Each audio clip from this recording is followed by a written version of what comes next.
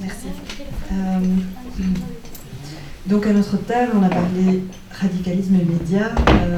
On a abordé en fait différents sujets sur les médias. D'abord évidemment, je dis évidemment parce que c'était la recherche sur laquelle moi j'ai travaillé en lien avec l'utilisation des médias sociaux et le processus de radicalisation. On a parlé de l'utilisation de ces médias sociaux et de l'impact que l'utilisation peut en avoir. Et puis on s'est aussi un peu plus attardé sur les médias traditionnels et l'information qu'ils véhiculent. Comment est-ce que cette information est traitée, comment est-ce qu'elle est perçue, comment est-ce qu'elle est reçue sur différents sujets. Donc pour parler des médias sociaux, et par médias sociaux, j'entends Facebook, Twitter, les forums, YouTube, etc., qui permettent un partage autant à l'écrit que de vidéos, etc. Voilà, c'est pas un scoop de dire que Facebook, par exemple, est un média qui est énormément utilisé, qui est très facile, gratuit, rapide, qui peut toucher beaucoup de monde et qui s'invite aussi un peu dans le quotidien des gens et dans l'intimité aussi des opinions. Donc ça facilite la communication, mais ça influence aussi évidemment des sujets qui parfois se cantonnaient entre guillemets aux discussions de table à quelques personnes, mais prennent parfois des ampleurs qui sont facilitées par ce type de médias. Alors, on a un petit peu dérivé sur la question de qu'est-ce qu'une information fiable, à quoi est-ce qu'on peut vraiment se fier dans les informations qui circulent, autant dans les médias traditionnels, autant dans les médias traditionnels que sur les médias sociaux. Alors, à ce titre-là, moi j'avais juste envie d'épingler le fait que dans la recherche qu'on a menée, justement, c'était intéressant de voir que des personnes radicalisées nous avaient parlé du fait que les médias sociaux étaient vraiment une porte d'entrée intéressante pour avoir accès à des informations qui ne seraient pas des informations mainstream, donc des informations soi-disant entre guillemets officielles, enfin qui sont reliées par la presse, par les journaux télévisés, etc. Et que le fait que les médias sociaux permettaient un échange d'informations officieuses permettait d'avoir une caisse de résonance plus large et peut-être aussi que chacun puisse trouver entre guillemets ce que lui estimait être l'information fiable ou ce que lui estimait être une vérité de l'information, en sachant que ça reste souvent une approche assez relative et que on peut choisir aussi de se tourner vers un message en estimant être la vérité, mais voilà, qui ne sera peut-être pas la vérité de quelqu'un d'autre. On parlait aussi évidemment de l'utilisation des médias sociaux qui pouvait mener à rencontrer du contenu qui n'était pas nécessairement quelque chose que les gens cherchaient à trouver en ligne, mais voilà, de clic en clic et de lien en lien, on peut aussi parfois arriver à des contenus qui ne sont pas nécessairement ceux qu'on cherchait à l'origine. Et donc on a discuté de la place que pouvait avoir cette recherche d'information dans un processus de radicalisation. Est-ce que c'est quelque chose qui arrive en amont et qui pourrait provoquer une radicalisation ou encourager une radicalisation, ou est-ce qu'au contraire, en fait, il faut d'abord une certaine conviction, un certain terreau, entre guillemets, pour que la personne se dise ah ben, je veux creuser ces questions-là, je vais volontairement chercher de l'information. Dans la recherche qu'on a menée, il s'avère que c'est plutôt le deuxième scénario qui prévaut, c'est-à-dire que les jeunes qu'on a interviewés parlaient plutôt d'aller chercher de l'information volontairement suite à des discussions qu'ils ont eues, des rencontres qu'ils ont eues, et plus souvent des rencontres hors ligne que des contacts en ligne. Parce que paradoxalement, un compte Facebook, ça peut être tout à fait anonyme, on peut se retrancher derrière son ordinateur pour contacter des personnes, mais on a remarqué que la confiance se jouait quand même dans des rencontres hors ligne, en vis-à-vis, et des dialogues hors ligne. Alors, on a eu aussi toute une discussion par rapport à l'image, entre guillemets, de l'islam dans les médias.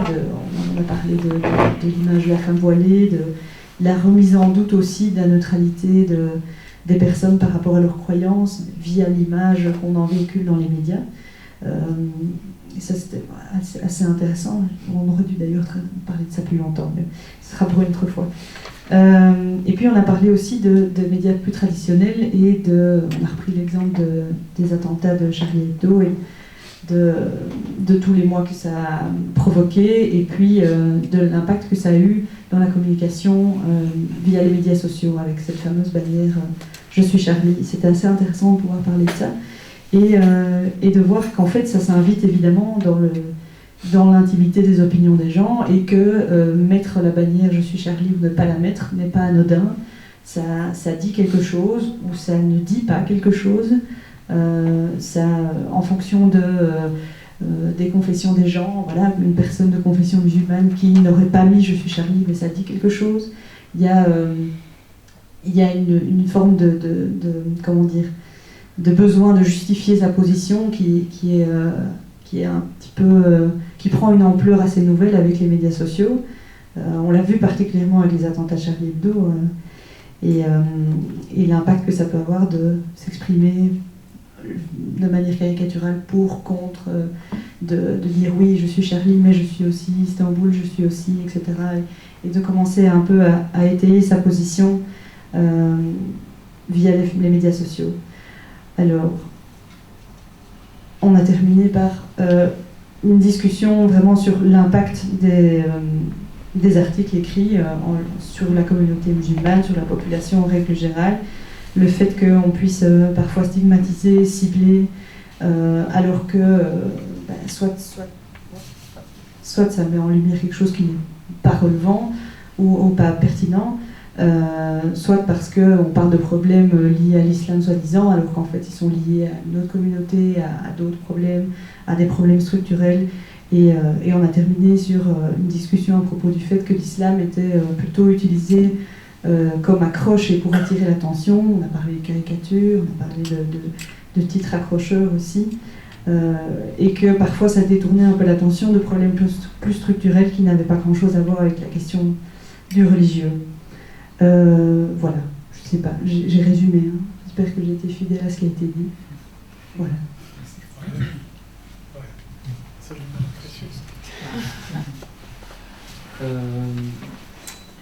Bonsoir. Donc ici je vais restituer ce qui s'est dégagé de notre table. Je ne vais pas donner mes idées, je vais juste essayer de restituer ce qui a été échangé dans cette table, sachant que j'ai pas tout noté ni retenu. C'était vraiment une discussion très riche et on n'a vraiment pas assez de temps, c'est pour ça que j'ai milité pour avoir un peu plus de temps, mais il n'y avait pas assez de temps, surtout pour traiter de la deuxième grosse question. Donc moi j'ai d'abord commencé par recueillir les questions des participants. Il y en avait beaucoup, donc j'ai dû stopper aussi. Quelques exemples de questions. Est-ce que le radicalisme est propre à l'islam ou à d'autres religions? Est-ce que la radicalisation est essentiellement une cause religieuse? Est-ce que le radicalisme trouve sa source dans la religion musulmane? Est-ce qu'il y a d'autres formes de radicalisme qui ont été résolues dans l'histoire de l'humanité? Quel est l'avis des théologiens sur ce phénomène et sur quelle thèse se base le radicalisme? Historiquement, est-ce que ce phénomène a déjà existé? Si oui, quelle forme? Il y a une question aussi, est-ce que la divergence entre courants religieux musulmans est plus grande que chez les juifs et les chrétiens? Est-ce que ça ne pourrait pas expliquer en quelque sorte pourquoi est-ce qu'il y aurait plus de radicalisme chez les musulmans que chez d'autres religions? Et puis beaucoup de personnes associent le radicalisme au salafisme. Est-ce que ce ne serait pas faux par hasard? Et donc j'ai un petit peu condensé tout ça sur deux grands ensembles. Le premier traite de la question du radicalisme. Est-ce que c'est quelque chose de religieux ou pas? Est-ce que c'est uniquement lié à l'islam ou pas? Et puis le deuxième grand ensemble traite à proprement parler de la radicalisation islamique, islamiste, djihadiste, tout ce que vous voulez. Quelles sont ses sources, les expériences dans l'histoire de l'islam, et traiter de la question du salafisme. Donc ce deuxième ensemble, on n'a pas eu suffisamment de temps pour le traiter.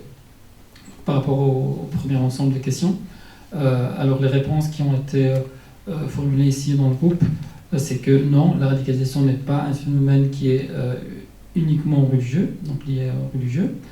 C'est toute chose qui pousse à l'extrême. Donc ça peut être politique, donc radicalisation d'extrême droite, d'extrême gauche, ça peut être nationaliste, ça peut être séparatiste, etc.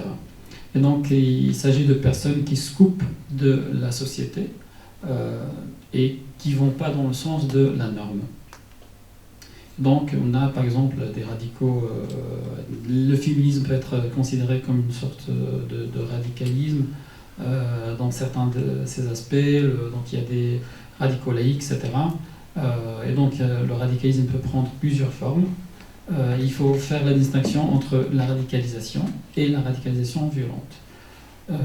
Et donc un radical, c'est quelqu'un, en gros, qui ne rentre pas dans le moule de la société et qui se coupe un petit peu du modèle dominant. Et donc ici, il y avait la question, est-ce que la radicalisation, j'avais posé la question, est-ce que c'est un processus collectif, c'est à chaque fois des ensembles, des groupes, ou ça peut être individuel? Donc une des réponses a été de dire que le radicalisme peut être individuel, donc n'est pas nécessairement collectif, et donc lorsqu'il est individuel, il ne vise pas nécessairement une transformation de la société. Parce que la question que je posais, est-ce que le radicalisme vise à chaque fois à transformer la société? Et la réponse ici était de dire non, le radicalisme peut être quelque chose de vraiment individuel. Et ici, la personne a donné l'exemple de la femme qui porte le niqab. Et donc, cette personne, cette femme-là ne cherche pas à transformer la société, elle s'impose à elle-même un mode de vie qu'elle n'impose pas aux autres. Et donc, pour cette personne, être radical, c'est refuser de se soumettre à la norme. Et donc, en soi, ce n'est pas quelque chose de négatif. Être radical n'est pas en soi quelque chose de négatif. Par contre, la radicalisation violente, ici, on est dans l'idée du changement. Donc, ça s'accompagne nécessairement de l'idée d'essayer d'être dans la transformation de la société. Et donc, il y a une question qui a été posée. Est-ce que c'est légitime d'être radical musulman? Dans le sens où on a dit que être radical est quelque chose qui n'est pas forcément condamnable, mais certains des participants avaient l'impression qu'il y avait des radicalismes qui étaient plus légitimes que d'autres et que le radicalisme musulman est une option qui est moins acceptée dans la société. Voilà. Et donc, on a parlé, certains des participants ont parlé de l'identité multiple et du fait que le radicalisme est le résultat d'un processus, ou correspond à un processus de révolte. L'exclusion, la non-reconnaissance fait que des personnes se réfugient dans l'islam, mais en même temps, ils ne peuvent pas exprimer leur foi comme ils l'entendent, et donc ça pousse certaines personnes vers la radicalité. Voilà, donc aussi on a eu un débat, est-ce que c'est quoi les différences entre radicalisme, radicalisation violente, radicalité? Et donc on a eu de grands théoriciens autour de la table qui ont formulé des modèles très élaborés, machallah. Et donc ici une idée était de dire que la radicalité, donc c'est parti dans tous les sens. La radicalité est l'expression du radicalisme dans l'espace public. C'est l'expression, et que le radicalisme c'est la théorie, donc c'est théorique, c'est des idées que la personne, qui peuvent être très fermées, mais que la personne a, qu'en soi ça ne pose pas de problème. Ce qui peut poser problème, c'est leur expression dans l'espace public. Une autre idée était que le radicalisme est le fruit du processus de radicalisation. Vous voyez, on n'était pas sur la même longueur d'onde autour de la table. Donc il y a eu un débat, voilà. On est vraiment parti loin dans ces aspects théoriques. Et donc ici on a abordé, parce qu'on n'avait plus beaucoup de temps, le deuxième ensemble de questions sur la radicalisation islamique, les sources, l'expérience, et puis la question du salafisme, etc.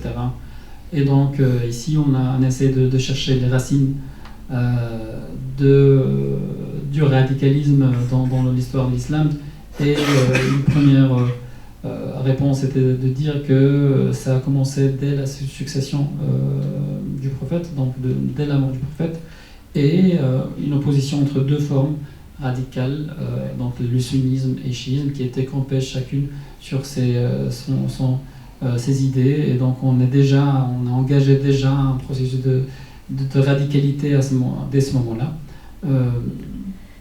Puis non, ça a été contesté par une autre personne qui dit non, c'est pas la mort du prophète, mais c'est après l'assassinat de Uthman, donc le troisième calife. Et donc voilà, il y a eu un débat sur ces questions-là. Et puis la question du wahhabisme, salafisme a été abordée. Moins le salafisme, plutôt oui, donc le wahhabisme a été abordé. Et donc, une personne a dit que beaucoup de djihadistes combattent le wahhabisme. Donc, c'est des choses qu'on peut discuter. Et donc, je posais la question, est-ce que, qui était posée par les participants, est-ce que, quel courant, est-ce qu'il y a des courants particuliers qui sont plus porteurs d'une radicalité? Et une des réponses était de dire qu'on ne peut pas étiqueter un groupe de radical. Tous les courants sont susceptibles de porter du radicalisme en leur sein. Autrement dit, il y a dans chaque courant une partie qui est plus radicale que le reste. Et donc, on ne peut pas dire qu'un courant religieux, donc musulman, est radical à la différence des autres. Tous les courants sont porteurs potentiel de radicalité, et on ne peut pas coller l'étiquette radicale à un groupe en particulier. C'est ça une des idées qui ont sorti de ce groupe-là. Voilà. Et puis, donc la question du salafisme a été abordée vers la fin, et donc une des personnes a dit que les salafs, donc ça n'a pas été défini, mais c'est les 3 premières générations de musulmans, sont à la base très dévoués dans leur pratique, et que ça n'a rien de méchant, ni de grave, c'est pas quelque chose de mauvais, mais que ce qui serait par exemple problématique, c'est ceux qui sont portés par un projet politique qui vise à instaurer la charia. C'est ce type de salafisme-là, je reprends les mots qui ont été dits, qui peut poser problème, qui pose problème. Et donc, une personne autour de la table, sous la barrière de radicalisation violente, et pour parler des départs vers la Syrie, etc., et de par son expérience avec les jeunes, a parlé des notions de califat, de terre d'islam, et aussi des hadiths qui parlent de la région du Sham, donc de la Syrie, de la grande Syrie, et donc du poids et de la force qu'ont ces concepts et ces mots-là sur les jeunes qui sont ici, des jeunes que cet éducateur côtoie dans son expérience quotidienne, et comme quoi c'est des concepts forts qui sont difficiles à déconstruire, ou c'est des choses qui ont une très grande force d'attractivité, et puis la question de l'accessibilité de la série qui a été abordée aussi. Voilà, on pense ce qui s'est dégagé.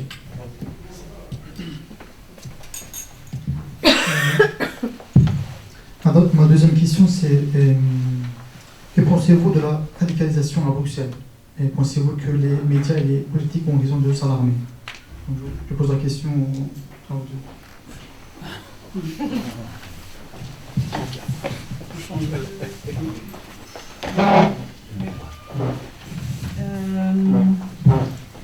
Qu'est-ce que je pense de la radicalisation à Bruxelles, et est-ce que les autorités, c'est ça? Les médias et les politiques. Les médias et les politiques ont raison de s'alarmer.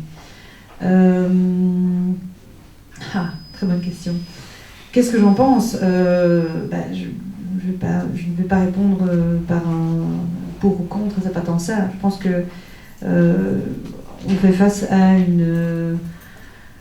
pas à une situation, mais à des situations multiples, avec des réalités et des parcours qui sont, même si on peut parfois trouver des tendances qui se retrouvent dans différents parcours, moi je pense qu'il y a vraiment que le parcours de chacun est propre quand on parle de processus de radicalisation. Ce qui est difficile, c'est que, voilà, il y a quelques années, c'était la problématique, entre guillemets, des départs de jeunes en Syrie qui a beaucoup alarmé les politiques et qui a fleuri dans les médias. Maintenant, on peut parler de l'après-attentat à Paris, autant les attaques de Charlie Hebdo que plus récemment avec l'attaque du Bataclan, etc. Et que la question de la radicalisation a pris une ampleur qui alarme les politiques parce que, selon eux, elle est sans précédent et parce qu'ils ont, je pense, le sentiment de faire face à un brouillard qu'ils ne savent pas exactement par quel bout prendre. Est-ce qu'ils ont raison de s'alarmer pour autant ? Je dirais oui, à partir du moment où il y a où on constate des actes de violence, mais que ce qui soit lié à la radicalisation ou non, je pense qu'il y a toujours lieu de s'alarmer quand il y a des actes de violence qui ont lieu. Mais la question, c'est de savoir comment est-ce qu'ils vont concrétiser cet alarmisme, on va dire ça comme ça.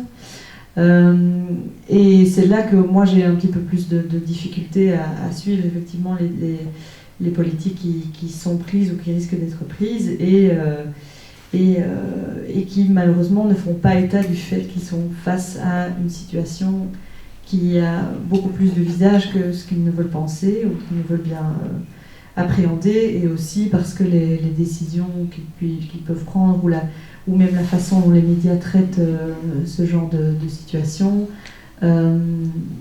ne fait pas toujours état d'une réflexion sur le moyen et sur le long terme.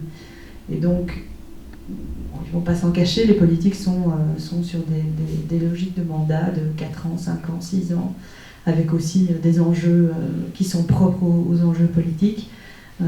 Donc c'est sûr que quand on voit des situations qui, si on les gratte un peu, nous ramènent à des problèmes structurels, que ce soit le chômage chez les jeunes ou des différences de classe, des différences socio-économiques, parler de ce genre de problèmes à des politiques, je ne vais pas dire que ce n'est pas entendu, mais on parle de problèmes structurels qui doivent être traités sur le long terme et qui ne sont donc pas toujours rencontrés par les politiques mises en place. Les médias, est-ce qu'ils ont raison de s'alarmer ?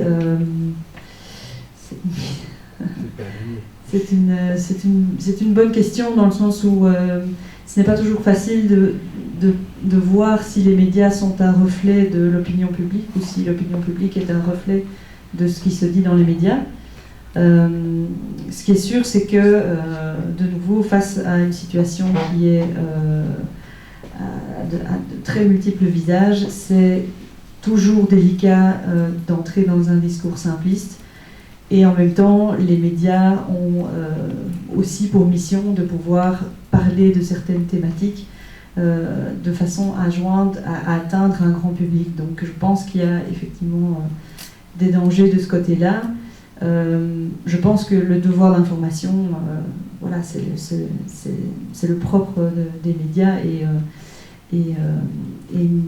à mon sens, il ne serait pas opportun qu'il y ait de restrictions dans ce sens-là, mais c'est là où on dépasse le devoir d'information par effectivement un emballage qui risque d'être assez désastreux sur le long terme, parce qu'évidemment le relais de l'information et l'habillage qu'on lui donne n'est pas sans impact.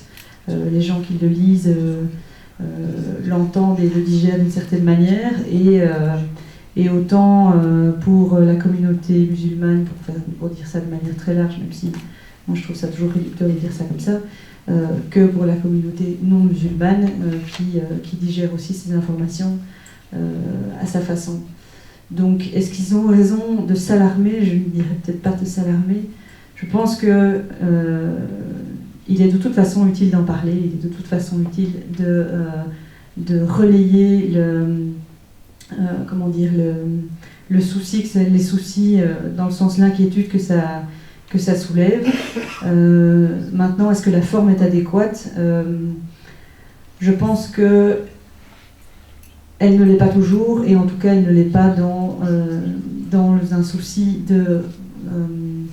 d'amélioration de la situation sur le long terme, surtout quand effectivement on gratte un peu et qu'on se rend compte que souvent, même si ce n'est pas toujours le cas, on en arrive à des problèmes structurels et aux conséquences qu'ils ont pour expliquer des amorces de processus de radicalisation.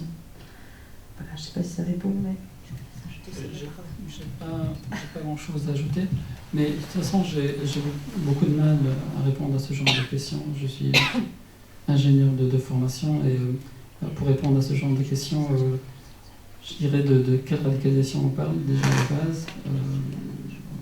Donc il faut définir d'abord c'est quoi la radicalisation, et étant donné que la radicalisation est un processus avec des étapes, et un processus qui est multiforme, multidimensionnel, avec des dimensions qui engendrent des profils à l'infini. Et donc, comment quantifier, puisque la radicalisation... parce que, voilà, est-ce qu'il y a un problème de radicalisation? Quel est l'état? C'est quoi d'abord la radicalisation? Et quel était l'état de la radicalisation il y a 10 ans, il y a 20 ans? Et est-ce que les choses sont pires ou pas? C'est quoi l'état, puisqu'on parle de radicalisation apparemment du côté musulman, est-ce que c'est que ça le problème? Est-ce qu'il n'y a pas une autre forme de radicalisation aussi, de radicalité qui nourrit cette radicalité-là? Aussi, j'ai l'impression que pour être plus objectif, il faut parler de choses vraiment quantitatives. Alors là, l'expression ultime de la radicalisation, quels sont les actes de violence politique, terroriste, etc. C'est une forme, c'est des items, des choses concrètes sur lesquelles on peut se baser pour répondre à cette question-là. Et donc, les choses sont d'autant plus compliquées qu'il s'agit, selon moi, d'une contestation sociale et politique qui s'exprime dans un langage religieux, particulier.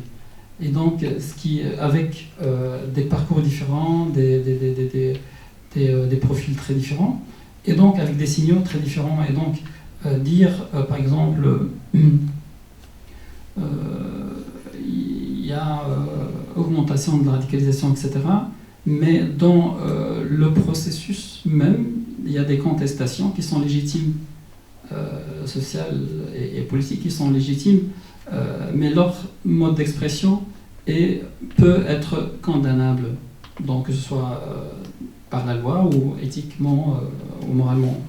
Et donc ça rend les choses un peu plus difficiles. Donc moi j'ai vraiment beaucoup de mal à répondre à ce genre de questions. Ce que je peux constater, c'est que j'ai l'impression que les politiques et les médias mettent plus la focale sur vraiment les dernières étapes du processus, donc les étapes les plus dramatiques, etc. Et que tout ce qui est en amont, tout ce qui est structurel, comme il a été dit ici, donc les problèmes d'inégalité, d'injustice sociale, les problèmes de stigmatisation aussi, tout ce qui génère un sentiment d'injustice, mais aussi tout ce qui génère le sentiment de non-reconnaissance, de non-valorisation, etc. C'est des choses qui, de mon point de vue, n'ont pas beaucoup d'intérêt, ne rencontrent pas suffisamment d'intérêt de la part des politiques qui préfèrent traiter les symptômes visibles et qui ont plus de mal à mettre de l'argent et de l'effort sur des questions beaucoup plus structurelles et fondamentales. Et donc, de mon point de vue, c'est le terreau qu'il faut assécher, et donc c'est plutôt sur les causes structurelles qu'il faut agir, quoi.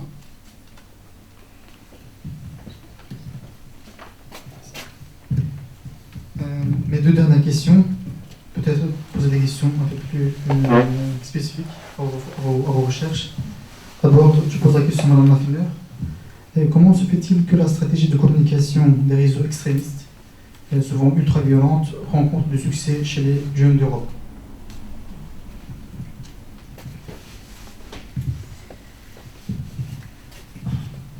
Alors,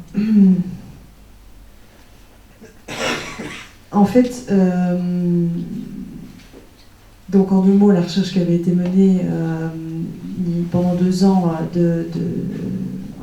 2014 qu'est-ce que je dis, de 2012 à 2014, pardon, mettait comme le point de recherche de ce projet était de savoir à quel point l'utilisation des médias sociaux pouvait influencer ou non un processus de radicalisation chez les jeunes. Et c'était une question qui était posée dans le contexte des départs de jeunes en Syrie. Et il y avait effectivement à cette époque-là un réel souci de la part du ministère de l'Intérieur, entre autres, de savoir si les médias sociaux pouvaient être un facteur de radicalisation chez les jeunes. Voilà, les choses ont peut-être un petit peu évolué depuis, mais répondre à la question de savoir comment ça se fait que ces stratégies sont attractives pour les jeunes, c'est ça plus ou moins la question. Comment ça se fait que c'est un succès, ça rencontre un succès chez les jeunes de voilà. Je crois que ça écarte, enfin, je veux dire, on s'écarte assez vite de la question de savoir si ces campagnes entre guillemets sont bien faites, pas bien faites, quels médias sociaux ça utilise. Je crois que ce qui rend ces messages attrayants, c'est effectivement ce fameux terreau et j'aime pas trop dire le mot prédisposition, mais on va garder le mot terreau, je préfère ça, dans lequel ce genre de message va pouvoir planter une graine et faire naître quelque chose ou pas. Parce qu'il y a aussi, je pense, des circonstances qui sont propres au parcours de chacun, des rencontres, une discussion, qui parfois ça se joue à pas grand-chose. On m'a souvent posé la question, ou on m'a souvent fait la réflexion de me dire « Ah, c'est bizarre, j'ai lu un récit d'un jeune radicalisé, et apparemment c'est facile, entre guillemets, ce qu'il voulait dire c'est ça va vite, ça se fait vite. Et effectivement, c'est pas toujours un parcours... Le processus même de radicalisation, le fait de prendre contact, de rejoindre un groupe, etc., ça peut aller effectivement assez vite. Mais par contre, il faut qu'il y ait en amont une certaine réceptivité par rapport à des discours. Je n'ai en tout cas pas encore rencontré ni eu connaissance de cas d'une personne qui n'avait absolument aucun intérêt pour la question et qui, en rencontrant et en lisant ou en voyant des vidéos sur YouTube, se serait radicalisé du jour au lendemain. Donc ce qui est intéressant, c'est de se poser la question de ce terreau, de savoir de quoi il est composé.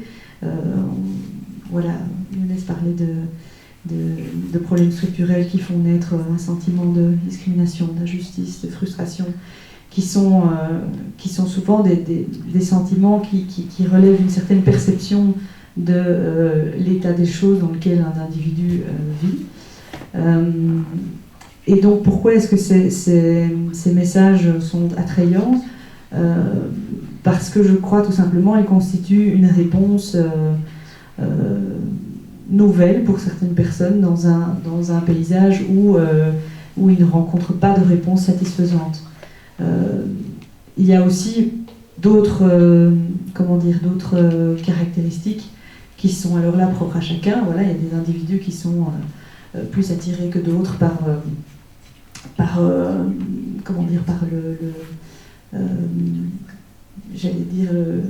l'excitation que peut provoquer des situations un petit peu dangereuses, l'envie de se surpasser, etc. Ça paraît des lieux communs, mais ça peut être des choses qui, mises bout à bout, et qui en plus,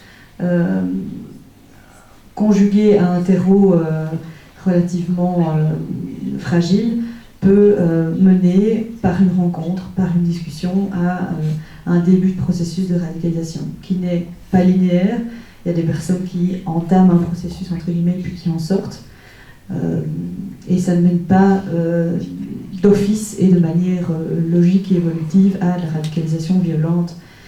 Mais alors pourquoi enfin voilà. Donc c'est cette réponse que constituent les discours radicaux. Je crois que ça... Peut-être que je me trompe, mais j'ai l'impression que les circonstances jouent énormément. Je crois que un discours lu, vu ou entendu à un certain moment va peut-être être reçu et avoir des conséquences, alors que 3 semaines plus tard, il ne sera peut-être pas reçu de la même manière. Mais en amont, ce terreau, dans les cas qu'on a rencontrés en tout cas, était présent, était la conséquence de vies et de situations différentes, mais on a remarqué ce sentiment de frustration, de discrimination, d'injustice, et ce malaise par rapport au fait que la vie dans laquelle les personnes se trouvaient et ce qu'ils estimaient être la vie à laquelle ils avaient droit, ou en tout cas dans les valeurs qu'ils avaient envie de vivre, il y avait un décalage, il y a un fossé entre les deux, et c'est ce fossé qui les met dans une situation inconfortable, qui les met dans une situation où ils veulent faire changer les choses. Alors, tu disais tout à l'heure que vous aviez parlé du radicalisme comme du radicalisme violent qui cherchait à transformer quelque chose, à transformer la société. C'est peut-être pas toujours la société dans son ensemble, mais en tout cas, il y a quelque chose qui veut... Il y a cette volonté de faire changer quelque chose. Que ce soit au niveau micro, entre guillemets, donc de la personne qui veut changer sa situation de vie, ou en lien avec une communauté, où on veut faire changer les choses, la création d'une communauté, l'intégration, etc., où on veut, de manière encore plus large, changer la société dans laquelle on vit. Et ça, c'est quelque chose qu'on retrouve effectivement dans d'autres formes de radicalisme, pas uniquement le radicalisme musulman. On peut poser la question des personnes d'extrême gauche, d'extrême droite, ou des féministes radicaux, etc. On retrouve cette volonté de transformation quelque part. Et donc, l'attrait de ces discours, c'est ça, c'est une réponse à cette volonté de transformation. C'est une réponse particulière avec tous les aspects qu'elle comporte. Et je crois que les personnes qui se satisfont de ces réponses-là vont aussi les aménager pour que ça colle au mieux avec leurs attentes. Et ce sont des attentes, la plupart du temps, je ne veux pas dire basiques parce que ce serait un peu péjoratif, mais le sentiment de reconnaissance, de valorisation, l'impression qu'on prend effectivement action pour aller vers ce changement, c'est quelque chose de très valorisant. Et je pense que tout individu peut se reconnaître là-dedans. Il n'y a pas besoin d'aller chercher très loin. On a tous ce besoin de besoin d'utilité, de valorisation, de reconnaissance dans un groupe, etc. Et c'est quelque chose qu'on observait dans les différentes formes de radicalisation, ou en tout cas les différentes idéologies qui étaient souvent d'ailleurs plus un habillage pour ce besoin de transformation que vraiment une fin en soi. Voilà.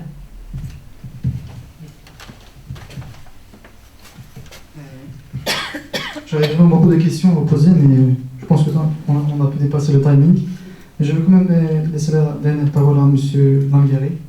Donc, je poserai une question en rapport avec ses recherches.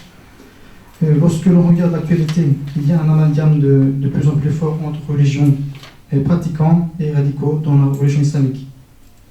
Et pouvez-vous dessiner la frontière qui existe entre ces deux conceptions différentes de la religion? Bien sûr. Lorsque l'on regarde l'actualité, il y a un amalgame de plus en plus fort entre religieux pratiquants et radicaux dans la religion islamique. Pouvez-vous dessiner la frontière qui existe entre ces deux conceptions différentes de la religion? Les radicaux et les pratiquants dévoués. Oui. D'accord. La conception de la part de ceux qui font la conception de ma part de la différence de point de vue à moi. Entre les religieux pratiquants oui. et les radicaux. Donc la frontière entre ces... de mon point de vue à moi. Bien sûr, bien sûr. Tout en restant encore. Très bien. Ok, très bien. Donc, voilà, l'actualité charge l'islam de plein de choses et les musulmans de plein de choses. Et c'est un thème porteur, un thème d'actualité, un thème très chargé d'un point de vue émotionnel. Et ce qui fait que pas mal de gens perdent le sens de la retenue et de l'analyse dépassionnée lorsqu'ils abordent ce thème-là. Et donc, je donne l'exemple de la radicalisation à la STIB, ou bien le radicalisme à la STIB. Donc, il y a quelques mois, une ministre belge, Fadila Lana, pour ne pas la citer, parlait de radicalisme dans la cible. Et il se trouve que, comme moi-même, j'avais fait une enquête à la cible où je me suis intéressé aux pratiques islamiques, donc dans le cadre du travail, etc. Et j'avais repéré, tout le monde repère, mais on m'avait parlé de ce groupe de barbus de la cible, de la ligne de 6, fameuse ligne de 6. Et donc, il s'agissait de personnes qui sont clairement dans une posture de séparation, ce que j'ai appelé de séparation, de communautarisme, dans le sens où c'est des personnes conservatrices, rigoristes, pour qui le texte prime sur le contexte, dans le sens où, par exemple, lorsqu'il est l'heure de prier, il est l'heure de prier. Donc on est musulman avant tout, et voilà, donc on prie dans la société, ce genre de choses. Donc on ne sert pas la main aux femmes.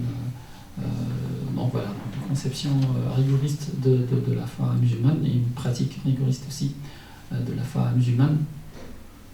Et donc le débat actuellement est, on met la focale sur ce genre de comportement, disons c'est du radicalisme, et dans la conception commune, le radicalisme est quelque chose de violent, etc. Et donc moi je perçois ici un petit problème, dans le sens où on fait un petit peu l'amalgame entre radicalité et radicalité violente, dans le sens où ces personnes-là sont plutôt des personnes inscrites dans ce qu'on peut appeler le salafisme quiétiste ou piétiste, une forme donc du salafisme. Le salafisme qui est l'un des courants de pensée assez tardif dans l'histoire musulmane, le salafisme, le néo-salafisme, le salafisme contemporain, et qui recherche à regagner, on va dire, à se projeter en arrière vers la compréhension et la pratique des 3 premières générations des musulmans, donc à travers donc les questions de pureté, d'authenticité, etc. Ça, c'est le salafisme de façon générale. Et donc, il y a des courants au sein du salafisme. Et donc, c'est là où le manque de nuances, pour moi, peut poser problème. C'est que on amalgame tout le monde. Donc, la question a été posée sur le salafisme donc, lors du premier cours. J'ai l'impression que donc on fait l'amalgame. Et donc on parle de salafistes, d'islamistes, etc., de terroristes, donc tout est englobé sous l'intitulé salafiste. Mais il y a salafistes et salafistes. Donc il y a ces barbus de la ligne de 6, et ceux qui sont dans le même schéma religieux, qui cherchent à revenir vers vraiment une pratique rigoriste de l'islam, avec tout ce que cette conception de l'islam implique comme distance par rapport à la société et par rapport aux femmes de la part des hommes et vice-versa. Ça, c'est une forme qui, pour moi, peut poser problème sur le thème du vivre ensemble. Donc ça engendre inéluctablement une forme de séparation. Mais ce n'est pas un processus violent. Donc c'est là que la distinction est de taille. C'est que cette forme-là est apolitique. Donc apolitique, elle ne fait pas de politique, et même qu'elle condamne les mouvements qui s'adonnent à la politique, bien qu'il y ait des syncrétismes qui existent entre des mouvements qui sont à la fois quiétistes et qui font de la politique, mais à la base c'est une tendance qui ne fait pas de politique, qui ne s'intéresse pas à la politique, qui se met en marge de la société, qui peut s'intégrer à la société dans certains de ses aspects, le monde du travail par exemple, mais tout en essayant de garder la même conception de la religion. Donc on peut être très bien travailler à la CIV ou bien à Bruxelles Propreté, mais rester quand même dans cet état d'esprit-là, qui est rigoriste, conservateur, pas plus. On a on a une autre forme de salafisme qui est un salafisme plutôt politique, militant. Et c'est là que la dimension politique qui a été abordée dans ce groupe-ci est importante à signaler. Donc c'est un groupe, ici c'est un salafisme militant qui cherche une transformation, justement. Il cherche à faire quelque chose. Et le constat qu'on peut faire en lisant l'histoire de l'islam, c'est que c'est plutôt ce courant-là qui a généré de la violence dans les dernières décennies de l'histoire de l'islam. C'est une synthèse entre une tendance issue des frères musulmans qui a été persécutée dans les prisons de Jamal Abdel Nasser en Égypte dans les années 60 et une frange du salafisme ou wahhabisme particulière. Et donc ce syncrétisme, cette rencontre-là, a fait qu'on a des personnes qui sont porteuses d'un projet de changement politique en se référant à un vocabulaire précis, particulier, donc sur lequel je ne vais pas revenir dans le détail, mais qui implique c'est des questions de séparation, différenciation nette entre le musulman, le non-musulman, la question de l'alliance et le désaveu. On doit prendre comme alliés des musulmans, désavouer les non-musulmans, etc. Je ne sais pas si je suis toujours dans la réponse à la question, mais il y a tout un ensemble de principes comme ça qui font vraiment une vision binaire du monde, qui déshumanisent un petit peu les personnes et qui essentialisent aussi soi-même et l'autre, dans le sens où soi-même on finit par ne se définir qu'en tant que musulman dans un premier temps, et puis dans un deuxième temps en tant que salafiste, puis dans un troisième temps en tant que jihadiste, etc. Donc c'est vraiment une notion, un état d'esprit très essentialisant. Et à ce concept-là, par exemple, on a d'autres concepts comme la question de la hakimiyya, donc la souveraineté exclusive qui doit revenir à Dieu, et donc toutes les lois humaines sont forgées par l'homme, donc ils n'ont pas de légitimité, etc. Donc on voit bien qu'ici on est en train de toucher à la question politique, donc tout le système politique et social doit être modelé pour empêcher que la souveraineté populaire soit remplacée par la souveraineté de Dieu, à travers une théocratie. D'autres termes et d'autres concepts vont s'ajouter à cela. La question du califat, donc le khilafa, qui est central. Donc on fait tout ça pour rétablir le califat disparu en 1924, etc. Et donc toute une projection d'un point de vue mythologie qui se projette dans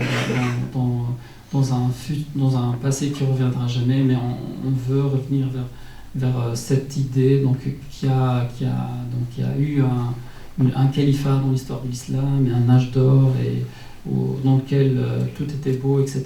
On appliquait la loi de Dieu, etc. Et on veut revenir vers ça. Et donc la société actuelle, qu'on soit en terre d'islam, ou ici en terre d'islam, alors c'est le tarout, donc le gouverneur qui n'applique pas la loi de Dieu, qui devient une sorte de tarout selon cette terminologie-là, qu'il faut combattre pour instaurer la charia selon leur conception particulière de la charia, etc. Donc voilà, on vise quand même une transformation globale, parce que l'islam est perçu comme étant un mode de vie global je dis en arabe mais pas en français, qui gère tous les aspects de la vie, et donc l'islam est une conception globale et on veut tout régir par l'islam, etc. Donc une islamisation de la vision, donc islamisation de la société, dans le sens où on veut tout soumettre à une vision particulière de l'islam. Voilà, donc pour faire bref, comme je le dis, la radicalisation violente de type djihadiste, c'est à la base une contestation de l'ordre social et politique qui s'exprime dans un langage religieux qui sacralise la révolte. On a parlé de révolte, donc il y a un sentiment de révolte, de hugra, comme on dit en arabe, vraiment de sentiment d'être humilié, d'être injustement traité, dévalorisé, non reconnu, tout ce que vous voulez. Donc une accumulation vraiment de sentiments négatifs comme ça, et la personne se trouve a envie de changer, a envie de faire quelque chose pour changer l'état des choses, et là on a des moyens on va dire d'expression qui sont non violents, à savoir donc, ces associations de lutte contre les discriminations, etc., contre la stigmatisation, puis des collectifs, etc. Mais pour ces personnes, ce n'est pas suffisant. C'est même complice du système, parce que tu vises pas à changer le système pour le soumettre à la loi de Dieu. Donc il faut changer complètement le système, et si le jour où on changera le système, ben, tout sera réglé, tout sera fini, etc. Voilà.